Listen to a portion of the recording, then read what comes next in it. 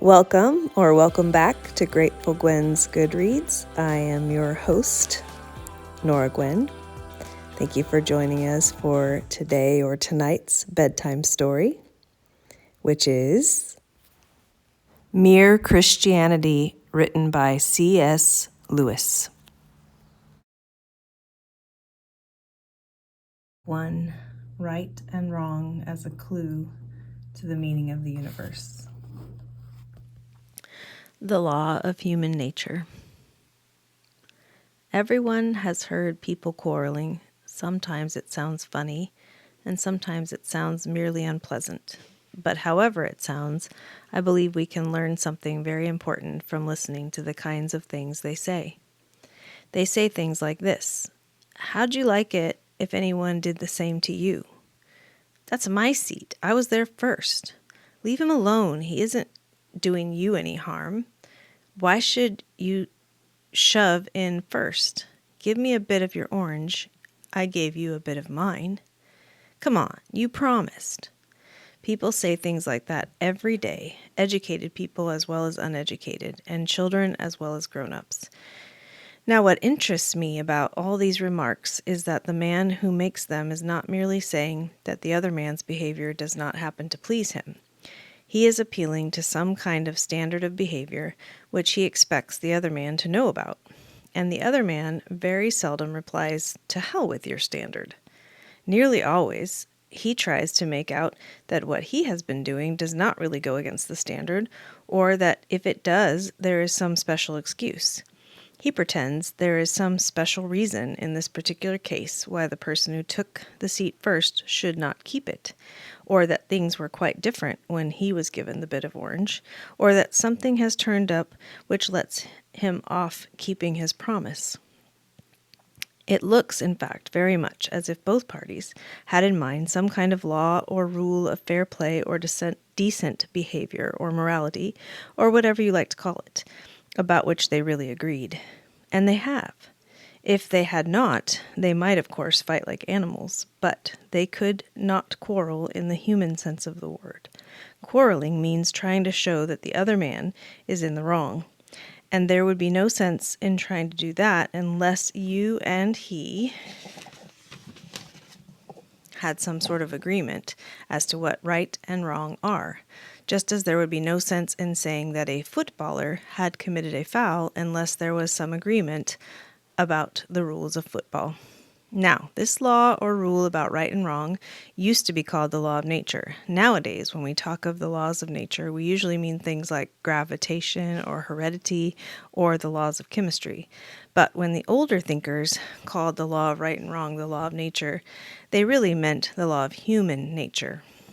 The idea was that, just as all bodies are governed by the law of gravitation and organisms by biological laws, so the creature called man also had his law, with this great difference, that a body could not choose whether it obeyed the law of gravitation or not, but a man could choose either to obey the law of human nature or to disobey it. We may put this in another way. Each man is at every moment subjected to several acts of the law, but there is only one of these which he is free to disobey. As a body, he is subjected to gravitation and cannot disobey it. If you leave him unsupported in midair, he has no more choice about falling than a stone has. As an organism, he is subjected to various biological laws, which he cannot disobey any more than an animal can. That is, he cannot disobey those laws which he shares with other things.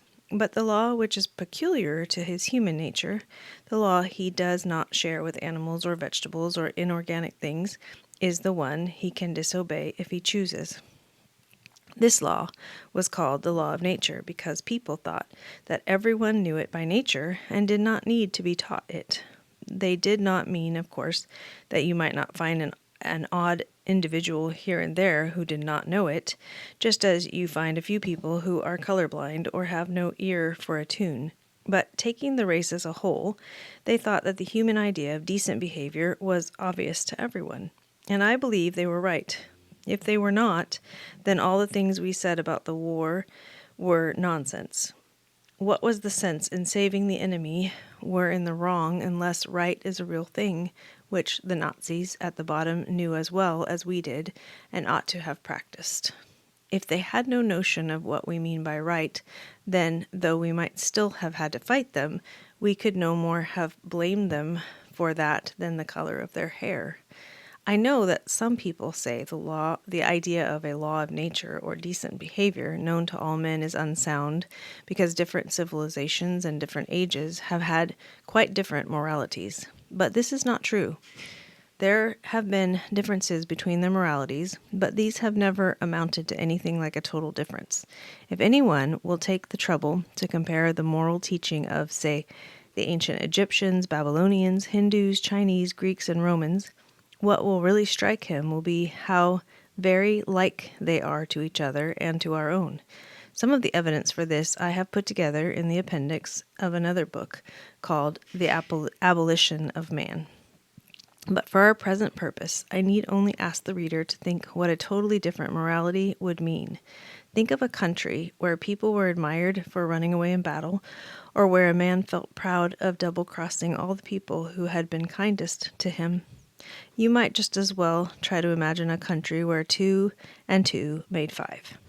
Men have differed as regards what people you ought to be unselfish to, whether it was only your own family or your fellow countrymen, or everyone, but they have always agreed that you ought not to put yourself first. Selfishness has never been admired. Men have differed as to whether you should have 1 wife or 4, but they have always agreed that you must not simply have any woman you liked. But the most remarkable thing is this. Whenever you find a man who says he does not believe in a real right and wrong, you will find the same man going back on this in a moment later. He may break his promise to you, but if you try breaking one to him, he will be complaining, "It's not fair," before you can say Jack Robinson. A nation may say treaties do not matter, but then next minute they spoil their case by saying that the peculiar treaty they want to break was an unfair one. But if treaties do not matter, and if there is no such thing as right and wrong, in other words, if there is no law of nature, what is the difference between a fair treaty and an unfair one? Have they not let the cat out of the bag and shown that whatever they like, whatever they say, they really know the law of nature just like anyone else? It seems, then, we are forced to believe in a real right and wrong. People may be sometimes mistaken about them, just as people sometimes get their sums wrong, but they are not a matter of mere taste and opinion any more than the multiplication table. Now, if we are agreed about that, I go on to my next point, which is this. None of us are really keeping the law of nature. If there are any exceptions among you, I apologize to them.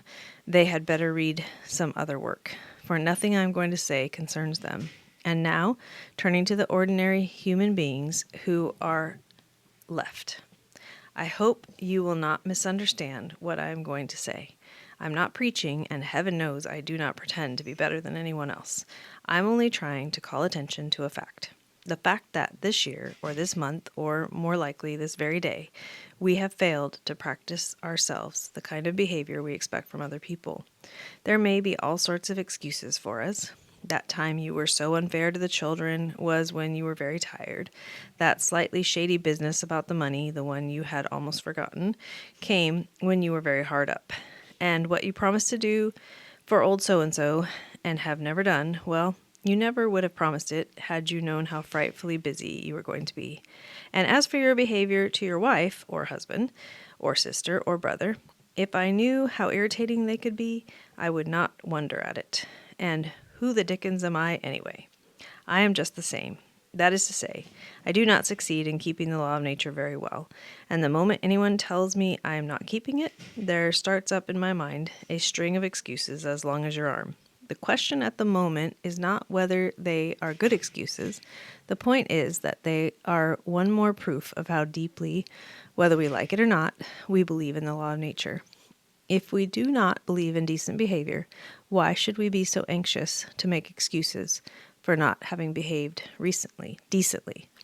The truth is, we believe in decency so much, we feel the rule of law pressing on us so that we cannot bear to face the fact that we are breaking it.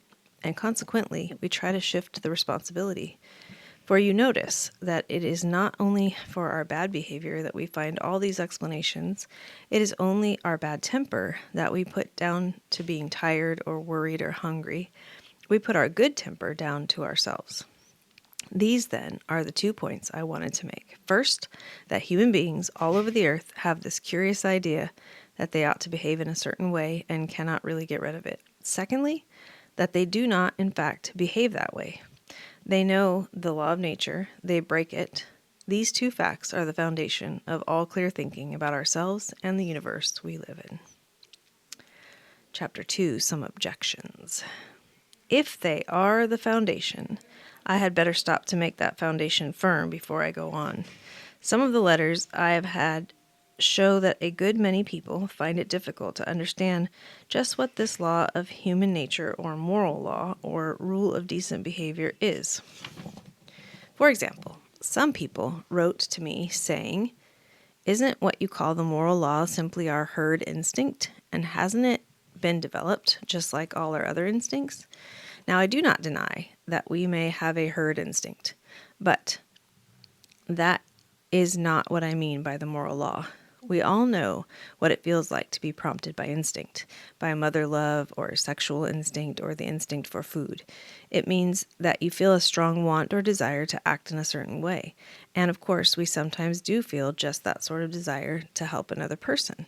And no doubt that desire is due to the herd instinct. But feeling a desire to help is quite different from feeling that you ought to help whether you want to or not.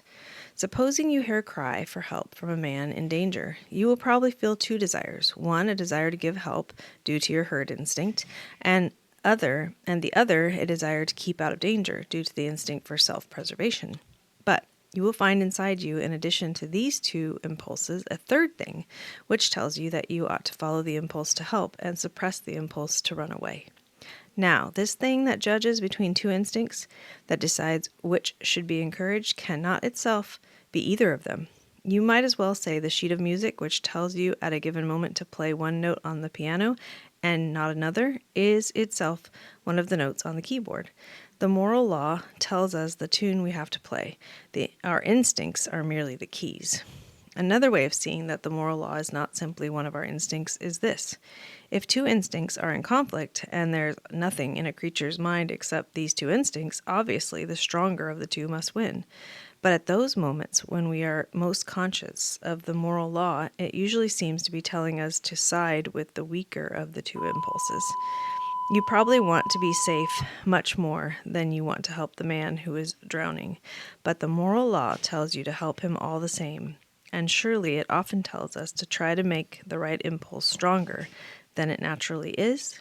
I mean, we often feel it our duty to stimulate the herd instinct by waking up our imaginations and arousing our pity and so on and so as to get up enough steam for doing the right thing. But clearly we are not acting from instinct when we set about making an instinct stronger than it is. The thing that says to you, your herd instinct is asleep, wake it up, cannot itself be the herd instinct. The thing that tells you which note on the piano needs to be played louder cannot itself be that note. Here is a third way of seeing it. If the moral law was one of our instincts, we ought to be able to point to some one impulse inside of us, which was always what we call good, always in agreement with the rule of right behavior. But you cannot. There is none of our impulses which the moral law may not sometimes tell us to suppress, and none which it may not sometimes tell us to encourage. It is a mistake to think that some of our impulses, say mother love or patriotism, are good, and others like sex or the fighting instinct are bad. All we mean is that the occasions on which the fighting instinct or the sexual desire need to be restrained are rather more frequent than those for restraining mother love or patriotism. But there are situations in which it is the duty of a married man to encourage his sexual impulse and of a soldier to encourage the fighting instinct. There are also occasions on which a mother's love for her children or a man's love for his own country have to be suppressed, or they will lead to unfairness toward other people's children or countries.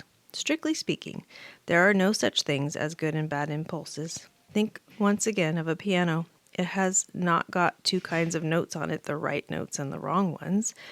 Every single note is right at one time and wrong at another. The moral law is not any one instinct or any set of instincts. It is something which makes a kind of tune, the tune we call goodness or right conduct, by directing the instincts. By the way, this point is of great practical consequence. The most dangerous thing you can do is to take any one impulse of your own nature and set it up as the thing you ought to follow at all costs. There is not one of them which will make us into devils if we set it up as an absolute guide. You might think love of humanity in general was safe, but it is not. If you leave out injustice, you will find yourself breaking agreements and faking evidence in trials for the sake of humanity, and become in the end a cruel and treacherous man. Other people wrote to me saying, "Isn't what you call the moral law just a social convention, something that is put into us by education?" I think there's a misunderstanding here. The people who ask that question are usually taking it for granted that if we have learned a thing from parents and teachers, then that thing must be merely a human invention. But of course, that is not so. We all learn the multiplication table at school. A child who grew up alone on a desert island would not know it. But surely it does not follow that the multiplication table is simply a human convention, something human beings have made up for themselves and might have made different if they had liked. I fully agree that we learn the rule of decent behavior from parents and teachers and friends and books as we learn everything else. But some of the things we learn are mere conventions, which might have been different. We learn to keep to the left of the road, but it might just as well have been the rule to keep to the right. And others of them, like mathematics, are real truths. The question is to which class the law of human nature belongs. There are two reasons for saying it belongs to the same class as mathematics.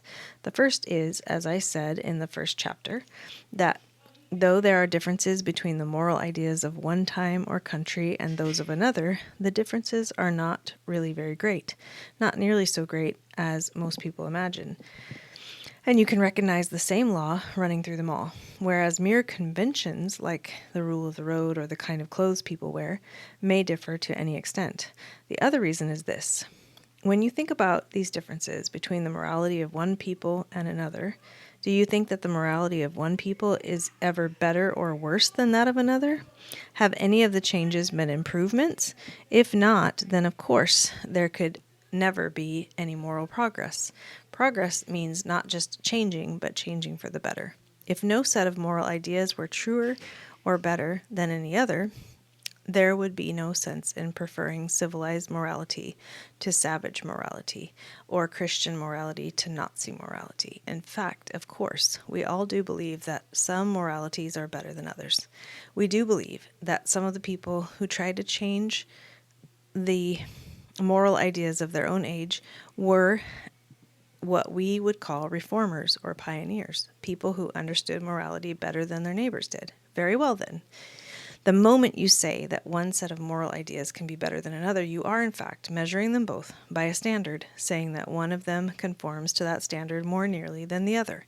But the standard that measures two things is something different from either. You are, in fact, comparing them both with some real morality, admitting that there is such a thing as a real right, independent of what people think, and that some people's ideas get nearer to that real right than others. Or put it this way, if your moral ideas can be truer than those, and those of the Nazis less true, there must be something, some real morality, for them to be true about. The reason why your idea of New York can be truer or less true than mine is that New York is a real place, existing quite apart from what either of us thinks. If, when each of us said New York, each meant merely the town I am imagining in my own head, how could one of us have truer ideas than the other? There would be no question of truth or falsehood at all. In the same way, if the rule of decent behavior meant simply whatever each nation happens to approve, there would be no sense in saying that any one nation had ever been more correct in its approval than any other. No sense in saying that the world could ever grow morally better or morally worse.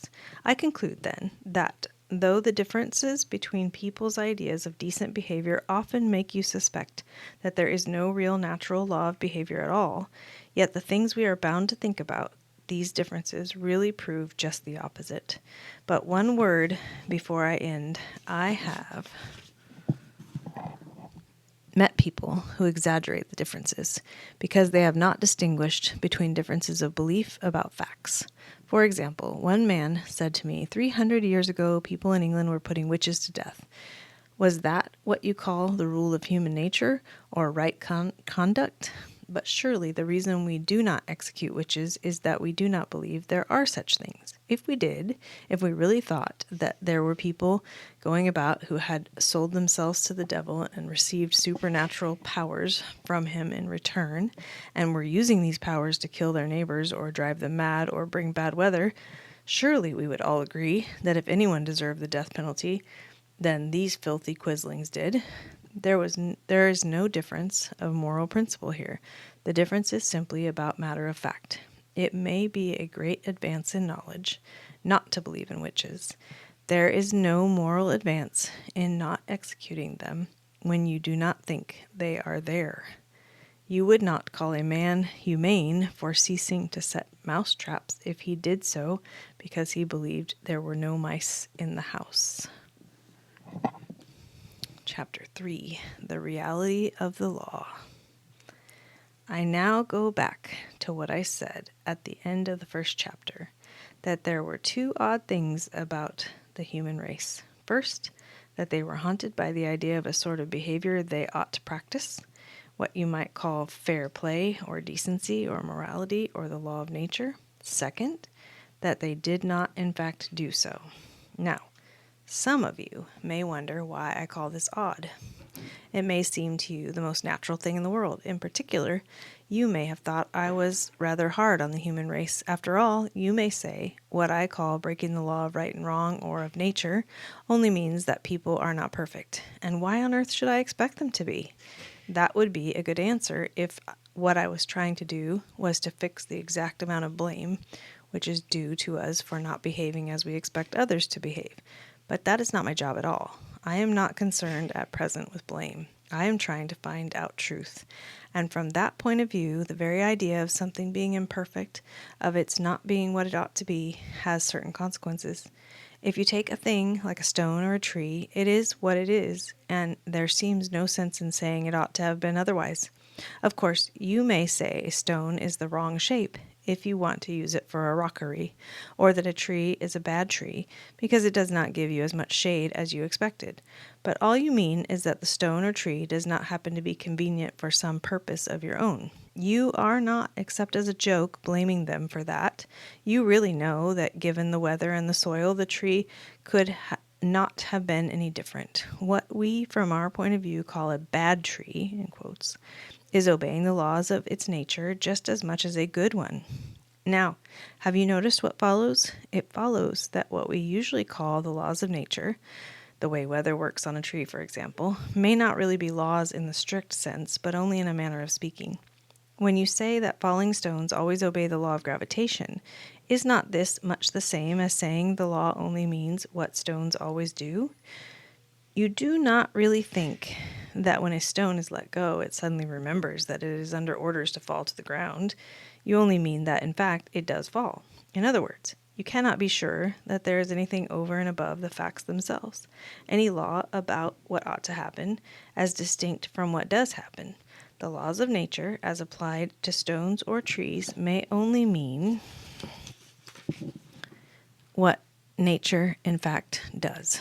But if you turn to the law of human nature, the law of decent behavior, it is a different matter. That law certainly does not mean what human beings in fact do, for as I said before, many of them do not obey this law at all, and none of them obey it completely. The law of gravity tells you what stones do if you drop them, but the law of human nature tells you what human beings ought to do and do not. In other words, when you are dealing with humans, something else comes in above and beyond the actual facts. You have the facts, how men do behave, and you also have something else, how they ought to behave. In the rest of the universe, there need not be anything but the facts. Electrons and molecules behave in a certain way, and certain results follow, and that may be the whole story. But men behave in a certain way, and that is not the whole story. For all the time you know that they ought to behave differently. Now, this is really so peculiar that one is tempted to try to explain it away. For instance, we might try to make out that when you say a man ought not to act as he does, you only mean the same as when you say that a stone is the wrong shape, namely, that what he is doing happens to be inconvenient to you. But that is simply untrue. A man occupying the corner seat in the train because he got there first, and a man who slipped into it while my back was turned and removed my bag are both equally inconvenient. But I blame the second man and do not blame the first. I am not angry, except perhaps for a moment before I come to my senses, with a man who trips me up by accident. I'm angry with a man who tries to trip me up, even if he does not succeed. Yet the first has hurt me and the second has not. Sometimes the behavior which I call bad is not inconvenient to me at all, but the very opposite. In war, each side may find a traitor on the other side very useful, but though they use him and pay him, they regard him as human vermin. So you cannot say that what we call decent behavior in others is simply the behavior that happens to be useful to us. And as for decent behavior in ourselves, I suppose it is pretty obvious that it does not mean the behavior that pays. It means things like being content with 30 shillings when you might have got 3 pounds, doing schoolwork honestly when it would be easy to cheat, leaving a girl alone when you would like to make love to her, staying in dangerous places when you could go somewhere safer, keeping promises you would rather not keep, and telling the truth even when it makes you look a fool. Some people say that though decent conduct does not mean what pays each particular person at a particular moment, still it means what pays the human race as a whole, and that consequently there is no mystery about it. Human beings, after all, have some sense. They see that you cannot have real safety or happiness except in a society where everyone plays fair, and it is because they see this that they try to behave decently. Now, of course, it is perfectly true that safety and happiness can only come from individuals, classes, and nations being honest and fair and kind to each other. It is one of the most important truths in the world, but as an explanation of why we feel as we do about right and wrong, it just misses the point. If we ask, why ought I to be unselfish? And you reply, because it is good for society, we may then ask, why should I care what's good for society, except when it happens to pay me personally?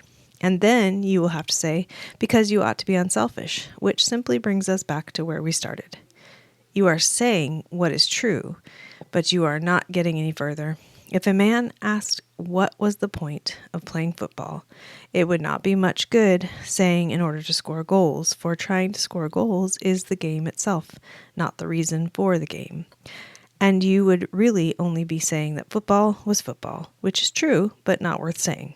In the same way, if a man asks what is the point of behaving decently, it is no good replying in order to benefit society, for trying to benefit society, in other words, being unselfish for society, after all, only means other people, is one of the things decent behavior consists in. All you are really saying is that decent behavior is decent behavior. You would have said just as much if you had stopped at the statement, men ought to be unselfish. And that is where I do stop. Men ought to be unselfish, ought to be fair. Not that men are unselfish, nor that they like being unselfish, but that they ought to be.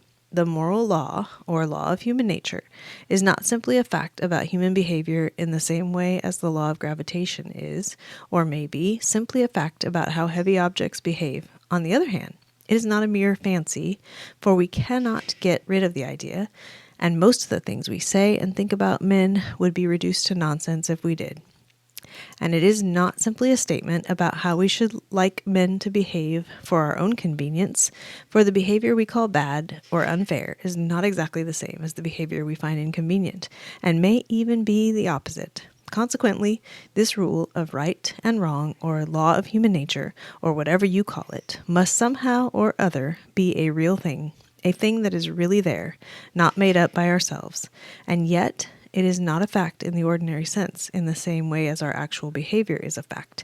It begins to look as if we shall have to admit that there is more than one kind of reality, that in this particular case there is something above and beyond the ordinary facts of men's behavior. And yet, quite definitely real, a real law, which none of us made, but which we find pressing on us. Chapter 4, What Lies Behind the Law. What lies behind the law? Let us sum up what we have reached so far. In the case of stones and trees and things of that sort, what we call the laws of nature may not be anything except a way of speaking. When you say that nature is governed by certain laws, this may only mean that nature does, in fact, behave a certain way. The so-called laws may not be anything real, anything above and beyond the actual facts which we observe. But in the case of man, we saw that this will not do. The law of human nature, or right and wrong, must be something above and beyond the actual facts of human behavior. In this case, besides the actual facts, you have something else, a real law, which we did not invent and which we know we ought to obey. I now want to consider what this tells us about the universe we live in. Ever since men were able to think, they have been wondering what the universe really is and how it came to be there. And very roughly, two views have been held. First, there is what is called the materialist view. People who take that view think that matter and space just happen to exist and always have existed. Nobody knows why. And that the matter, behaving in certain fixed ways, has just happened by a sort of fluke to produce creatures like ourselves who are able to think. By one chance in 1,000, something hit our sun and made it produce the planets. And by another 1,000th chance, the chemicals necessary for life and the right temperatures occurred on one of these planets. And so some of the matter on this earth came alive. And then by a very long series of chances, the living creatures developed into things like us. The other view is the religious view. According to it, what is behind the universe is more like a mind than it is like anything else. We know, that is to say, it is conscious and has purposes and prefers one thing to another. And on this view, it made the universe partly for purposes we do not know, but partly, at any rate, in order to produce creatures like itself. I mean, like itself, to the extent of having minds. Please do not think that one of these views was held a long time ago, and that the other of these views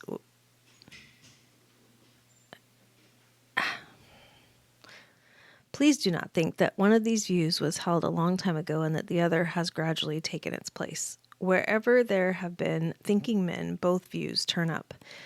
And note this too. You cannot find out which view is the right one by science in the ordinary sense.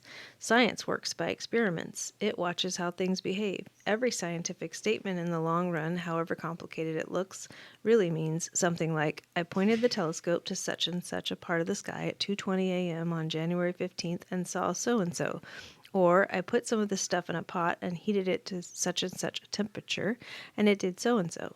Do not think I am saying anything against science. I'm only saying what its job is. And the more scientific a man is, the more I believe he would agree with me that this is the job of science, and a very useful and necessary job it is too. But why anything comes to be there at all, whether there is anything behind the things science observes, something of a different kind, this is not a scientific question. If there is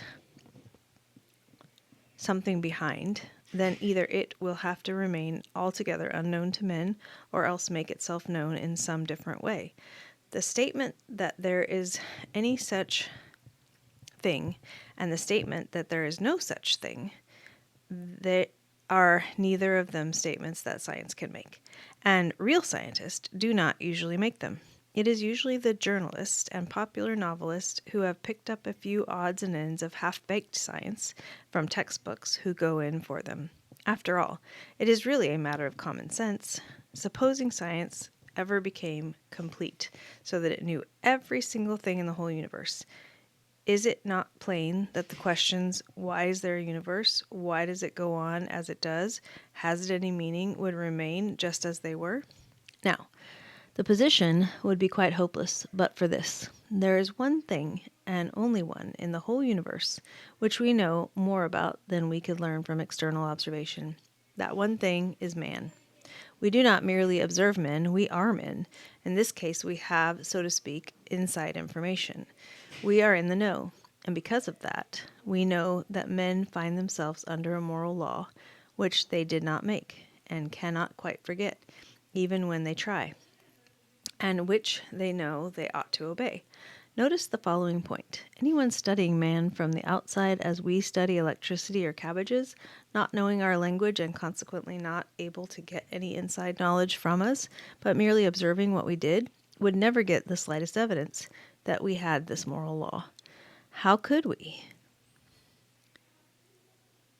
How could he? For his observations would only show what we did, and the moral law is about what we ought to do. In the same way, if there were anything above or behind the observed facts in the case of stones or the weather, we, by studying them from outside, could never hope to discover it. The position of the question, then, is like this. We want to know whether the universe simply happens to be what it is for no reason, or whether there is a power behind it that makes it what it is. Since that power, if it exists, would be not one of the observed facts, but a reality which makes them no mere observation of the facts can find it.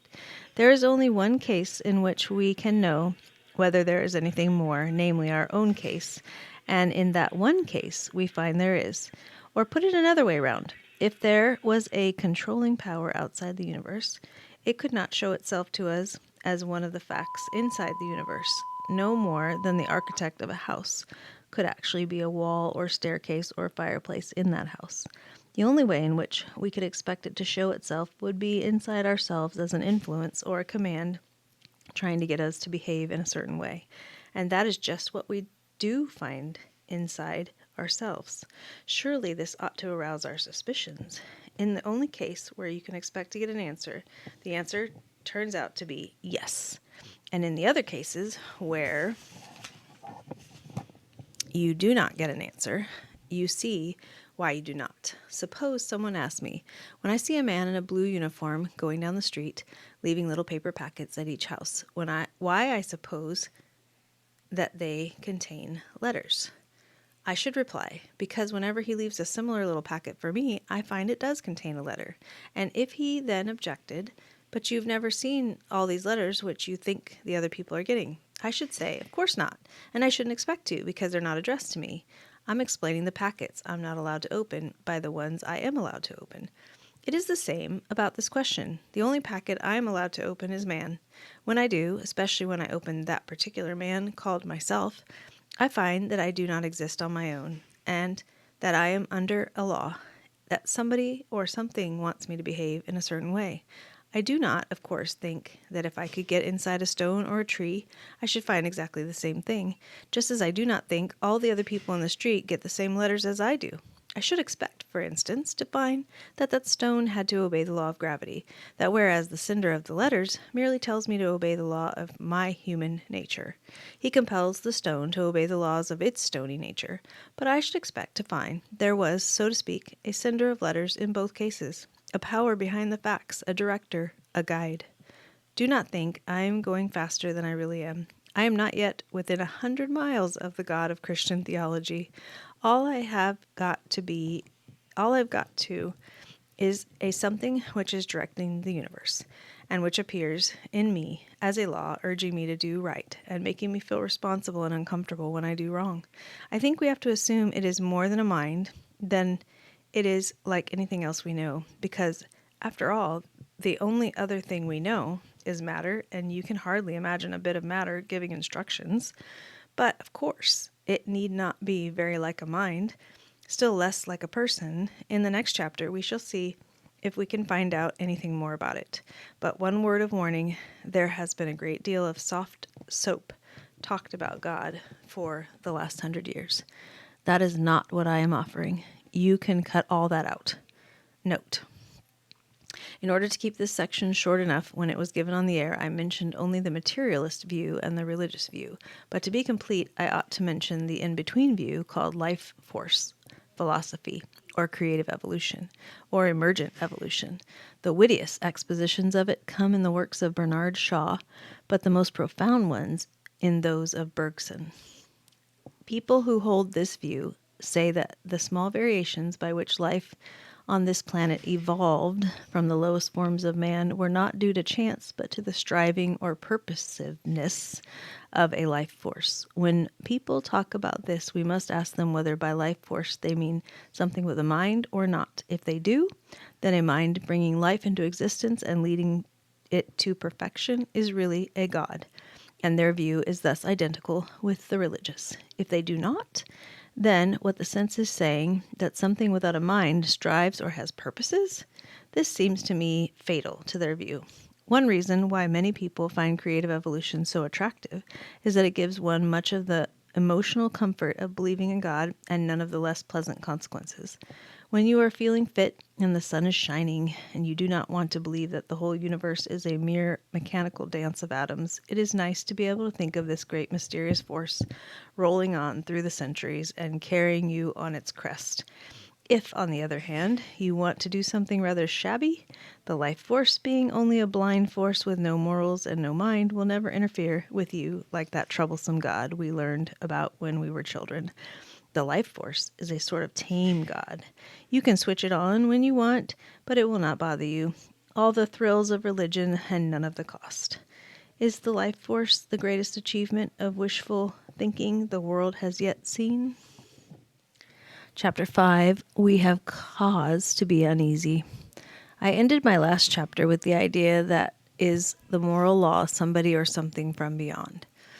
The material universe was actually getting at us. And I expect when I reached that point, some of you felt a certain annoyance. You may even have thought that I had played a trick on you, that I had been carefully wrapping up to look like philosophy what turns out to be one more religious jaw. You may have felt that you were ready to listen to me as long as you thought I had anything new to say. But if it turns out only to be religion, well, the world has tried that, and you cannot put the clock back. If anyone is feeling that way, I should like to say 3 things to him. First, as to putting the clock back, would you think I was joking if I said that you can put a clock back? That if the clock is wrong, it is often a very sensible thing to do? But I would rather get away from that whole idea of clocks. We all want progress, but progress means getting nearer to the place where you want to be.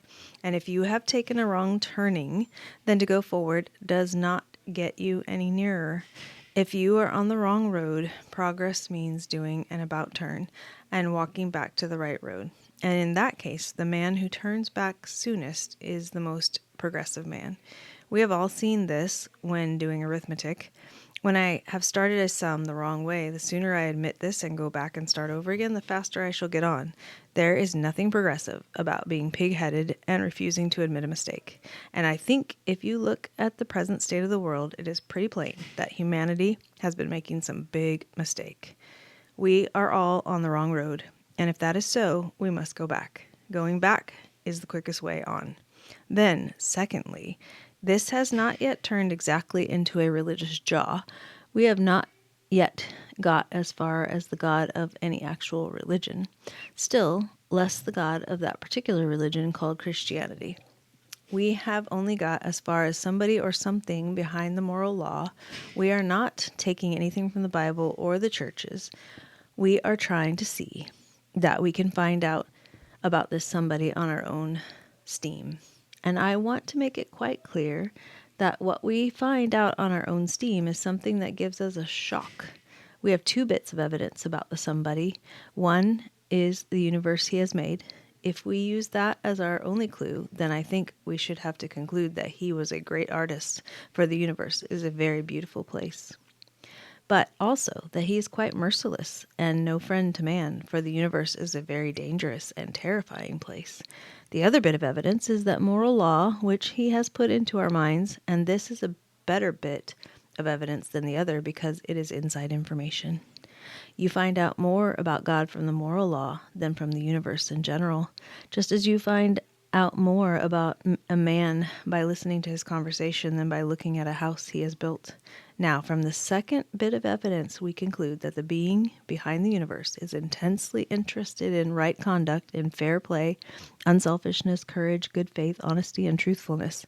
In that sense, he should agree with the account given by Christianity and some other religions that God is good. But do not let us go too fast here. The moral law does not give us any grounds for thinking that God is good in the sense of being indulgent or soft or sympathetic. There is nothing indulgent about the moral law. It is as hard as nails. It tells you to do the straight thing and does not seem to care how painful or dangerous or difficult it is to do. If God is like the moral law, then he is not soft. It is no use at this stage saying that what you mean by a good, in quotes, God is a God who can forgive. You are going too quickly. Only a person can forgive, and we have not yet got as far as a personal God, only as far as a power behind the moral law, and more like a mind than it is like anything else. But it may still be very unlike a person. If it is pure, impersonal mind, there may be no sense in asking it to make allowances for you or to let you off, just as there is no sense in asking the multiplication table to let you off when you do your sums wrong. You are bound to get the wrong answer. And it is no use either saying that if there is a God of that sort, an impersonal absolute goodness, then you do not like him and are not going to bother about him. For the trouble is that one part of you is on his side and really agrees with his disapproval of human greed and trickery and exploitation. You may want him to make an exception in your own case, to let you off this one time, but you know at the bottom that unless the power behind the world really unalterably detests that sort of behavior, then he cannot be good. On the other hand, we know that if there does exist an absolute goodness, it must hate most of what we do. That is the terrible fix we are in. If the universe is not governed by an absolute goodness, then all our efforts are in the long run hopeless. But if it is, then we are making ourselves enemies to that goodness every day and are not in the least likely to do any better tomorrow. And so our case is hopeless again. We cannot do without it, and we cannot do with it. God is the only comfort. He is also the supreme terror, the thing we most need and the thing we most want to hide from. He is our only possible ally, and we have made ourselves his enemies. Some people talk as if meeting the gaze of absolute goodness would be fun. They need to think again. They are still only playing with religion. Goodness is either the great safety or the great danger, according to the way you react to it. And we have reacted the wrong way. Now, my third point. When I chose to get to my real subject in this roundabout way, I was not trying to play any kind of trick on you. I had a different reason. My reason was that Christianity simply does not make sense until you have faced the sort of facts I have been describing. Christianity tells people to repent and promises them forgiveness. It therefore has nothing, as far as I know, to say to people who do not know they have anything to repent of, and who do not feel that they need any forgiveness. It is after you have realized that there is a real moral law and a power behind the law, and that you have broken the law and put yourself wrong with that power. It is after all this, and not a moment sooner, that Christianity begins to talk. When you know you are sick, you will listen to the doctor. When you have realized that our position is nearly desperate, and you will begin to understand what the Christians are talking about. They offer an explanation of how we got into our present state of both hating goodness and loving it. They offer an explanation of how God can be this impersonal mind at the back of the moral law and yet also be a person. They tell you how the demands of this law, which you and I cannot meet, have been met on our behalf. How God himself becomes a man to save man from the disapproval of God.